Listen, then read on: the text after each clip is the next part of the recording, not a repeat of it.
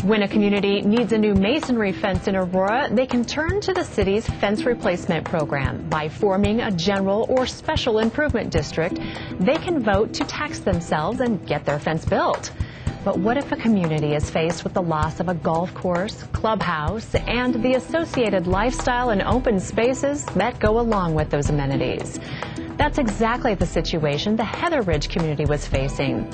In this case, the community banded together and formed a metropolitan district with the purpose of buying the golf course and associated properties. It was a perfect example of how a community looking after its own interests taxed its own self. We'll look more closely at this process and the growing use of metropolitan districts and other districts as financing tools. That's next on The Pulse with the Mayor and City Council.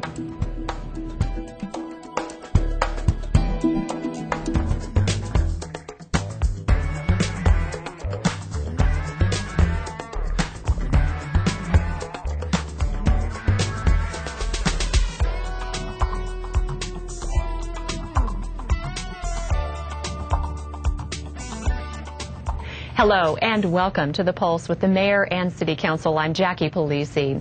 We're coming to you this month from the newest location of Dimitri's Restaurant. Dimitri's has long been a favorite on Havana, and now they've expanded to a new site here at Heather Ridge, just west of I-225 and Iliff.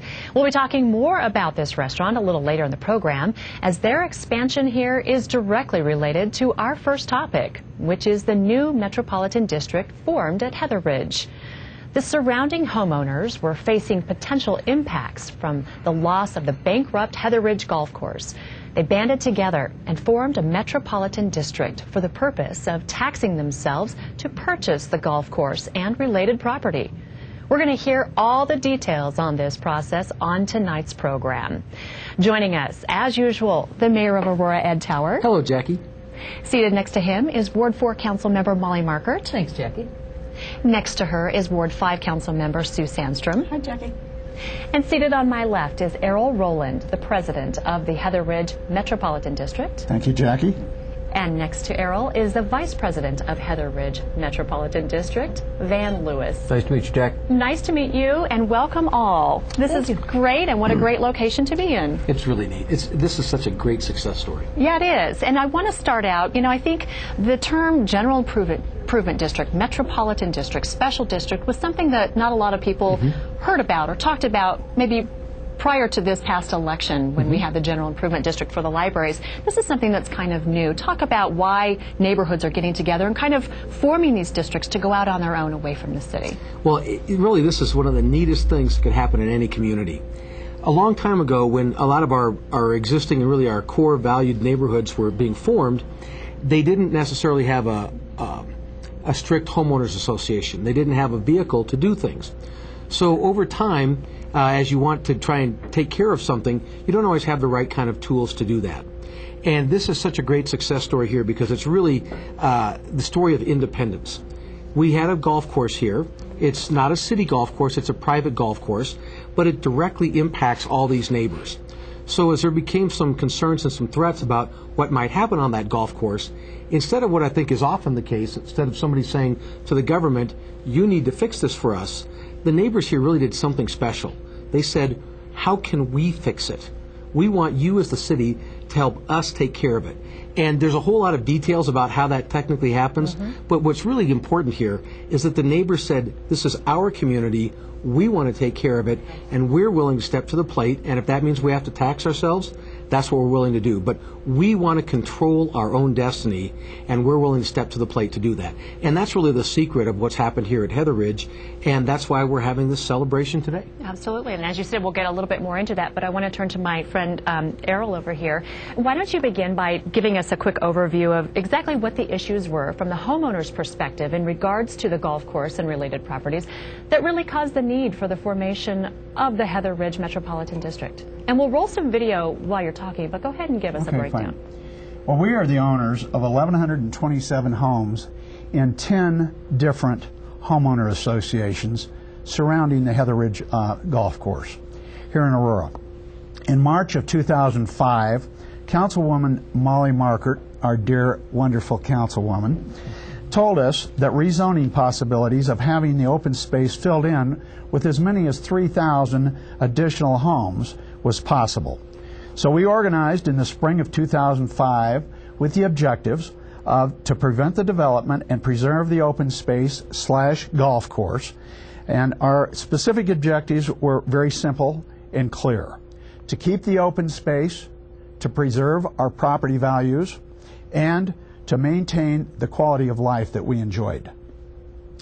Continued pressure and circumstances threatening this mission led us to form the Metropolitan District in November of 2006.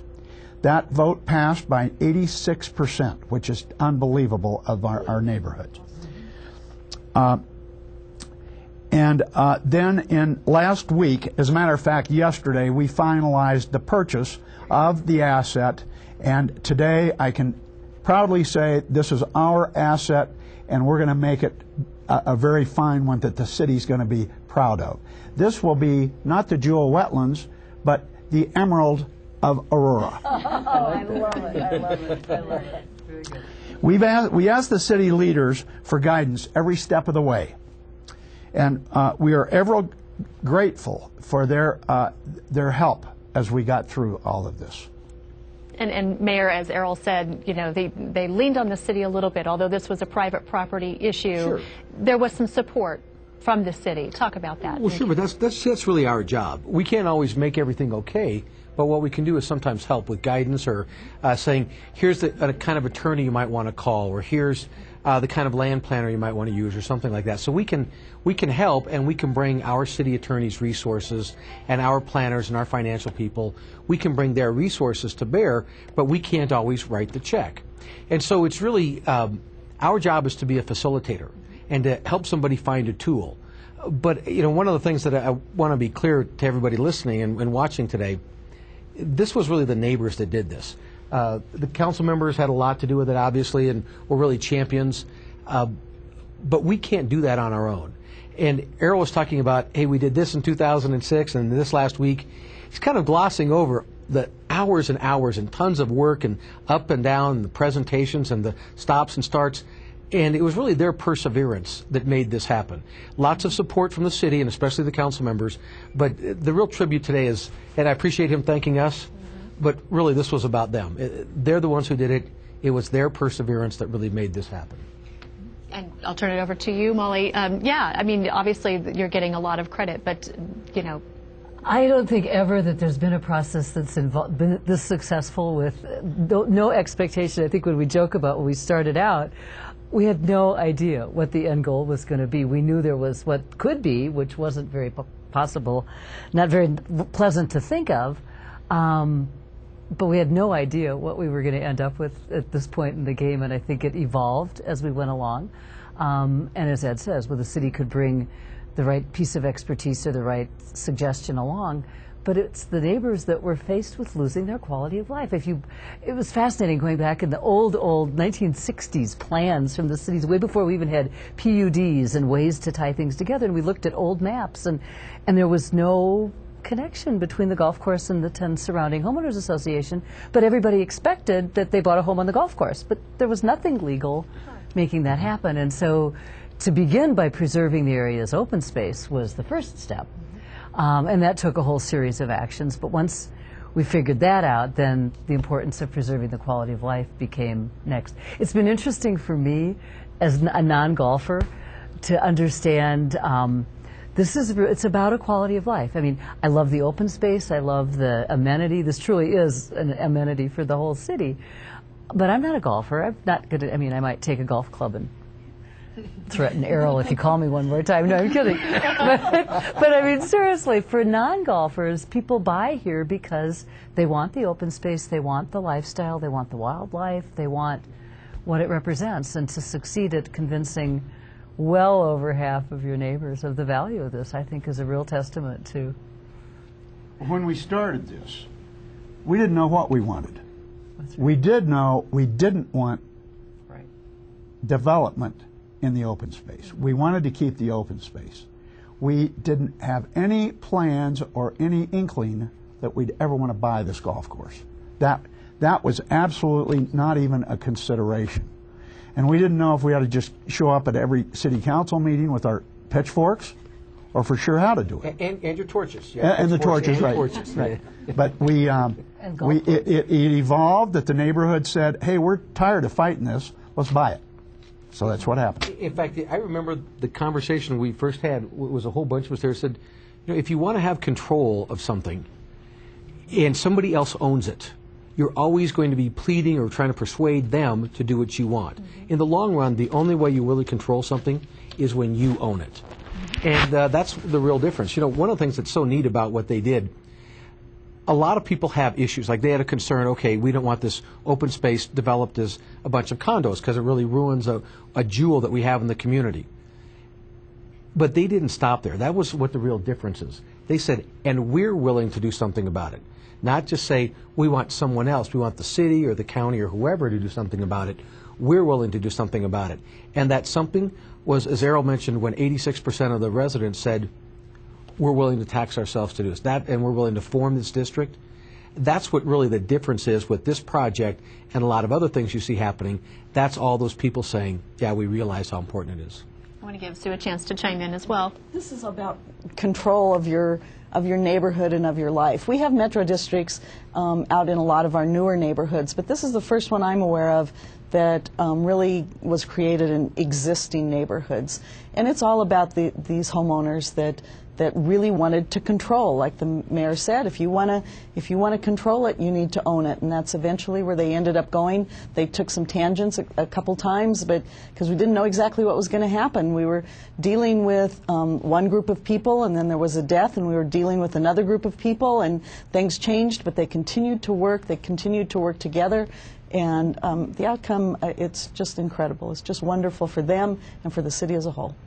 If I could add too, just I think the fact that we're dealing with local business people has really added a lot. The bank's local, the mortgage company, Dimitri. I mean, it's really been a hometown project, a homegrown project, and I just give credit to everybody for hanging local and making it work in the family, if you will. Van, outside of some skepticism among people in the city, it did work and it is a success. But what were some of the challenges that... Well, the biggest challenge we had was getting 10 homeowners associations not to kill each other. Basically, you have 10 different personalities represented by different presidents, and they all have different agendas. So, Errol, we formed a group to basically look at coming together, finding out what our common causes were, trying to develop that agenda. And then the second thing was organization. That's where Molly kind of stepped in. Most of our district lies within her ward, and Molly kind of adopted us. Sue was in there helping us, and we all worked together. But I still remember the first time we started, Molly came in with her dry erasers and went to the board and said, okay, who's got an agenda? What are we going to do here? And then she started assigning tasks and saying, these are the goals. And then the worst part of this whole thing is she made us account for it about a week later. So we had to come with our homework done and give a presentation. So that probably, getting people to work together and then having an agenda and organization, that really made it work. Yeah. And it's been marvelous delegation. I mean, seriously, you've got now, 10 committees doing 20 things, and this huge corporate structure that is all built on camaraderie and neighborliness, and accountability is still there, but it's people doing the work. And you've got a PR committee and a marketing committee and a golf committee, and I still want to know when the women's exercise workout room committee forms. But you got tons of people going on what is important to them, and that's crucial. Well, another comment too is that we had a depth of resource we didn't realize we had. I mean, people came out of the woodwork and basically said, can I help? Attorneys, people experienced in financing. The biggest help we had was probably out of Heather Gardens. They had a similar experience back in 1983. Their golf course was going to be sold or developed or whatever the case. They formed a Metro District, and Jim Regan over there stepped forth and really helped us. And a lot of credit's due to Jim and the other people over at Heather Gardens. We figured we had about $250,000 invested in setting up the special district. Our attorney, special district attorney, Gary White from White, Barron, Ankley, they offered their services pro bono until we were able to get this done. It cost us $44,000 out of our pocket, and we got the rest of it donated through contributions and through businesses and through people that helped us out. Oh, don't forget the wine parties. Oh, yeah. How could we forget? How could we forget? What's next for the Metropolitan District? What's happening now? Well, basically, we've closed on the sale, and that took place in two parts. We had a land closing on the 23rd, 4th, I can't remember those dates, and then we had the final closing on the bonds that took place yesterday. And our little joke was, now we understand how attorneys get paid, which is by the pound of paper they produce. It was an extensive amount. But we have now organized ourselves. We hit the ground running so far as we've got a team in place, 3 individuals. Tom Bence is going to run the clubhouse operation and work with Dimitri, be responsible for the building itself and its maintenance and its operation. We have Ed Oswald, who's going to run the golf course operation and all the membership programs, things that can bring in the revenue and make it a nice playing environment, things along that line. And then Ray Griffiths is going to be our numbers guy. He's setting up all the accounts, making sure that we've got Visa. I mean, all the little things from will the lights be on to keys for the front door. So that's the group we have in place. And then the last part of that's going to be a huge marketing campaign. We want to bring in the citizens who surround the golf course in the community. They have been ignored for decades. And we want to reach out gradually and bring other people in. But we have a 3-tiered operation plan ready to go into effect. And all it needed to be put into effect was ownership. So now we have it. Congratulations. Thank you. Can you, one of the neat things I think about the district is how it's not just stopping here, but you also have plans to be able to generate the revenue to do additional things down the road, to say, here's something maybe we want to change. It's been here for 25 years. Maybe can you talk about that a little bit? Because I think that's something neat that a lot of people might miss. You didn't just buy it and say that's it. You said, what if we bought it, but what if our vision was to take it to the next step? Can you guys talk about that for a minute? Sure. We have allocated, we bought the golf course for $3.1 million, and the bond was for $5.2. We had some fees, legal fees and so forth, closing costs. But we've got about $1.4 million that we're going to put into the property and upgrade it and enhance it. The property's been neglected for the last 30 years, and it needs some improvements. The water system needs to be upgraded. And anyway, we've allocated these things. And in addition to that, we have a group of people that are very talented that we call the grants people. Go out and find the free money. And they are active right now, and we are having meetings with various grant providers, and we see no reason why we shouldn't be prime candidates to be eligible to participate in those things, because I mean, we worked our tails off to save this open space, and that's what it's about, open space. And we need new trails. We need some things like that, and we've got the needs earmarked. One of the first things we're going to do, there are signs from the old administration around the golf course that basically say no trespassing, stay out. Those signs are going to be changed almost immediately to say, welcome, Heather Ridge Metro District. This is a public walkway, and we want to invite you. And prior to this, everybody's been excluded. So improvements of the country club, the golf course itself, we want to make this for what we consider to be our big family. That's wonderful. And as you see, we have just a minute or two before the break, but I would like to ask if you see the formation of metro districts and even general improvement districts and special improvement districts as a trend to how cities and communities will have to fund capital in the future? Is this something we're going to start to see more of? Well, we use general improvement districts and special districts now for our fence program, and we've had quite a few of those in the city. Some have been successful, some have been voted down, but that's the kind of thing where a neighbor could organize. We have a neighborhood now talking about a potential district of some kind to help reopen their neighborhood pool. I don't know if they'll get it done or not, but they're talking about it. The city doesn't have the funds to handle all of these projects that need to be done within the city, and the use of the various kinds of districts, I think, will become more and more important as we go forward. Well, in the business community, I think when you look at what Havana was able to do with the Havana Business Improvement District, those are phenomenal opportunities. We have Abilene, we have Colfax, we have lots of business strips that could benefit from what Havana's learned about the Business Improvement District. And Mayor, why is it important for these districts, for the city? Well, the neat part is that it provides you that kind of control that that Errol and Van were talking about a minute ago. If you want something to turn out the way that's best for you and your neighborhood, at some point you need to control it. If you want to control it, you have to own it.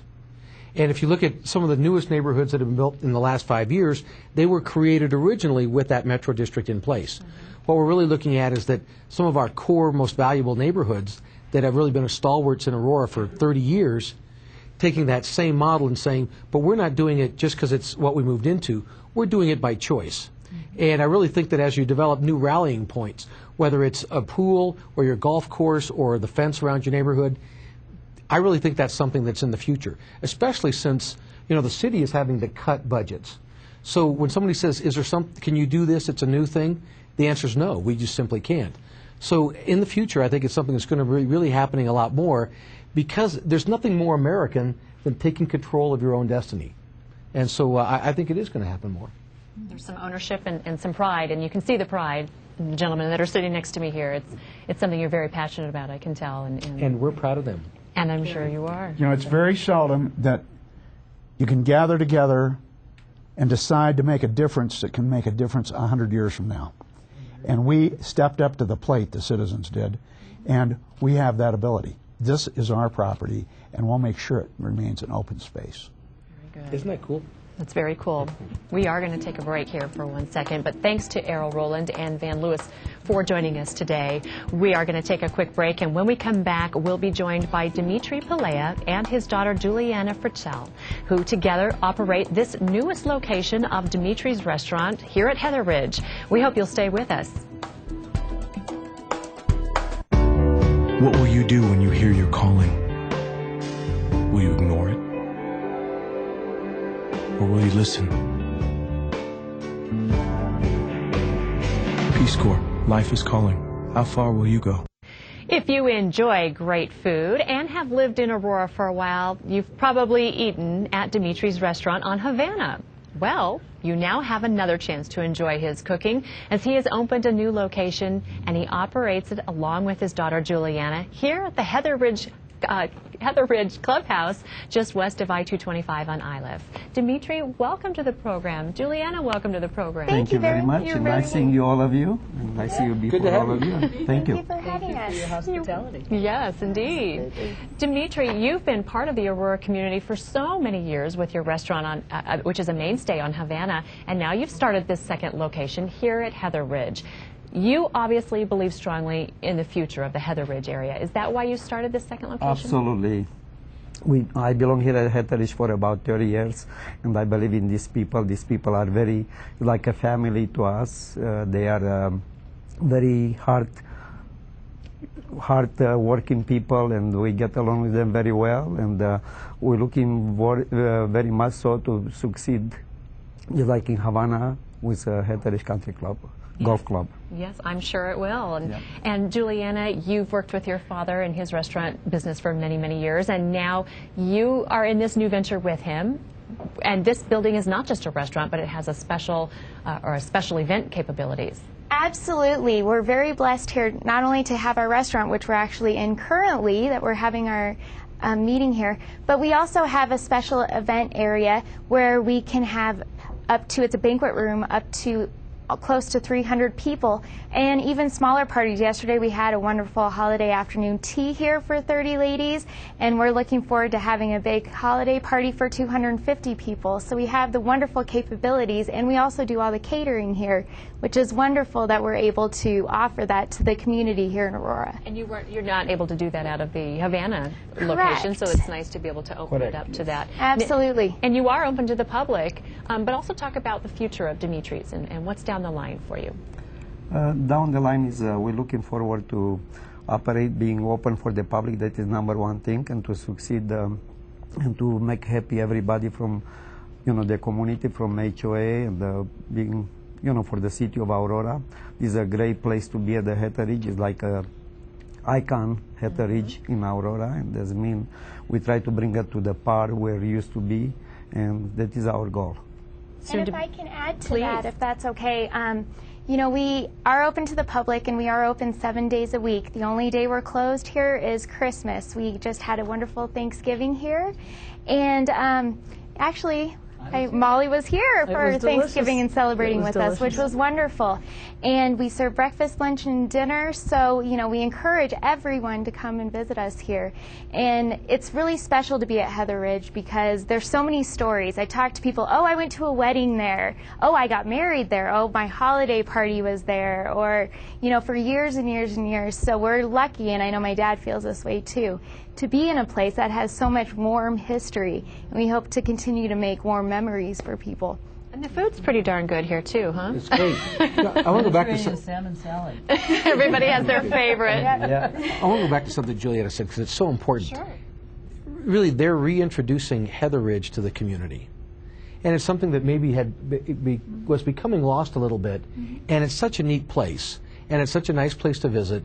And with them running the restaurant, it's really something you owe it to yourself to come out and see, but you also need people to kind of help communicate that connection.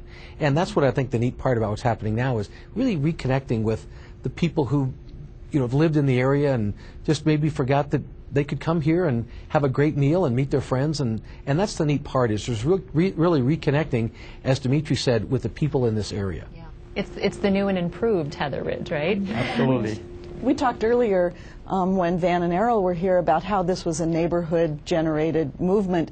To have an existing business expand into this space as opposed to having an outside company come in and run it, it just makes it that much more special because everybody's familiar with Dimitri's on Havana, and to have them here now is just so exciting and so special. So glad they're here. It sure is. And Dimitri, you've been involved in both the Havana Improvement District and now with this new Metro District at Heather Ridge. You obviously see the value with these districts in both promoting business but also making for a stronger community overall, I assume. Absolutely. It's perfect example for the city of Aurora. The time people get involved, the community plus the city. The way we started in Havana District was nothing. If people remember from Buckingham, was people exchanging just parking lot, different things, little crime that disappeared. Crime is less around the area. And look at the Havana now, the Havana Gardens, how lights are open again, and it's beautiful, green, and all the new stores reopening again, and the traffic start picking up again, and the small businesses around Havana. Without them, I don't think we will ever made it, because all of us, we did, just like Heather Ridge community, all the businesses got together. We started the same thing. We got the votes up to about 75–80% to make the businesses, they are the ones supporting that Havana district. Yeah. I feel very lucky to be involved in both the Havana, Business Improvement District and here, because there's so many wonderful things happening, and we really appreciate the Metro District for approaching us and letting us be a part of this exciting time too. So. And we have the other people asking, now is open for public? I didn't know that. I didn't know that about Heather Ridge, and I mean, we promote that a lot, and a lot of people, they very like that. And we get already results right here in Thanksgiving. The mostly people was over 75%. They came from, outdoor. Yeah. Was no members, or, just from Heather Ridge, and even there wasn't members. And right now they are happy to have Heather Ridge open again for holidays and, functions and political meetings, and because open to the public means a lot. Political meetings. My okay. board meetings are here too. Yeah, exactly. Several times a year. Thanks, Molly. We're not political. You're We're community involvement. Anytime, Dimitri. Anytime, Dimitri, just throw me a line. Oh, we are happy to be a part of the. Thank you. Yeah. Just a minute left. My grandmother used to say, you can't expect people to come to a party if you don't invite them. And that's really what they're talking about, is inviting people back. When people say, I didn't know it was open, you say, no, we're open, come on in. And you ask them to come in. That's really what I think makes the big difference. Absolutely. And to Sue's point about it's a neighborhood place, I think that's the big key. Definitely.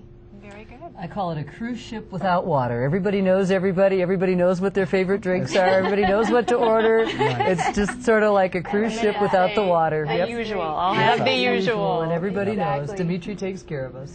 Well, congratulations to the city on the new life that's being brought to this part of town, and congratulations to you as well as to the members of the Metropolitan District. So a celebration for sure. Definitely. Thank you very much. Thank It's you. a good day to celebrate. Yes, it is. Exactly. Well, thank you for joining us. That is all the time we have for tonight. If you'd like to watch this program or any of our programs on Aurora 8, simply log on to auroragov.org/view it, and you can see any of our programs on demand. Thank you so much for joining us, and we hope you'll join us again next month for another edition of The Pulse with the Mayor and City Council.